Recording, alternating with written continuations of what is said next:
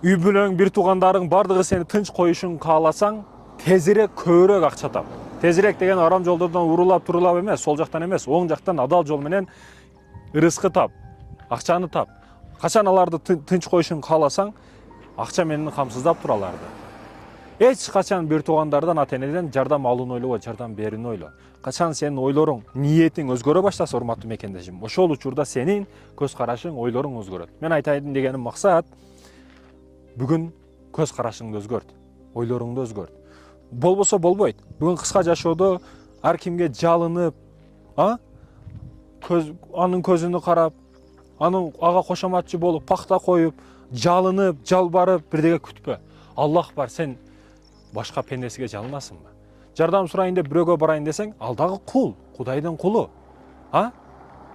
Кулдан дагы жардам сурайсыңбы?